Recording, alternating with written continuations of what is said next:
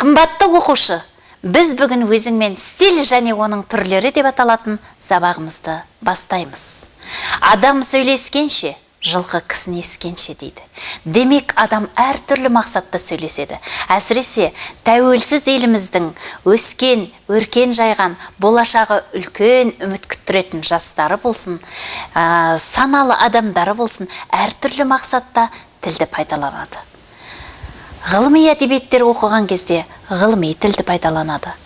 Көшеде, автобуста, үйде, туған туыстармен сөйлескенде ауызекі стильді пайдаланады. Көркем әдебиет оқыған кезде жазушының жазу мәнеріне сусындайды. Ресми іс қағаздары дегенді кеңсенің құжаттарын, кез келген құжаттарды толтырған кезде пайдаланады. Міне осыған байланысты да тіліміздің әртүрлі мақсатта өзі сипаты өзгеріп отырады екен. Тіл құдіреті жайлы біздің Ұлы Абайдан асып айтқан адамды мен әзірге білмеймін. Ол тіл өнері жайлы былайша сөз толғайды. Алыстан сермеп, жүректен тербеп, шымырлап бойға жайылған, қиуадан шауып, қисынын тауып, тағыны жетіп қайырған.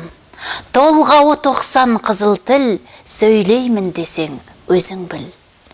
Өткірдің жүзі, кестенің бізі, өрнегін сендей сала алмас. Білгенге маржан, білмеске арзан, надандар бақыра ала алмас деген екен.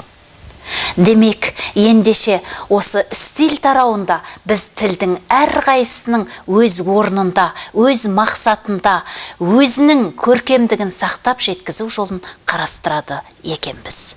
Стиль дегеніміз жазушының өмір шындығының ішінен екшеп, сұрыптап, белгілі бір мақсатына пайдаланатын өзіндік қолтаңбасын, өзіндік мәнерін, өзіндік тіл қолданысын танытатын түрі екен. Стиль 5 түрге бөлінеді. Айтылу мақсатына, қолданылу мақсатына қарай. Бірінші ауызекі стиль. Екінші көркем әдебиет стилі. Үшінші ресми іс қағаздар стилі. Төртінші публицистикалық стиль. Бесінші ғылыми стиль болып бөлінеді екен.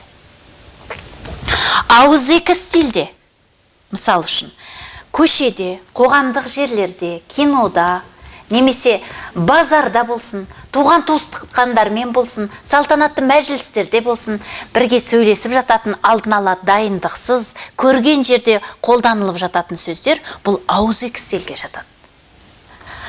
Ал көркем әдебиет стилі дегеніміз бұл өте тамаша стильдің түрі, бұл прозалық, поэзиялық, драмалық шығармаларда қолданылатын, кейіпкердің ішкі жан толғанысын, образын сомдауда қолданылатын, өте таңдап, талғап, екшеліп алынған стильдің бір түрі. Ресми іс қағаздар стилі бұл кеңсе құжаттарында пайдаланады.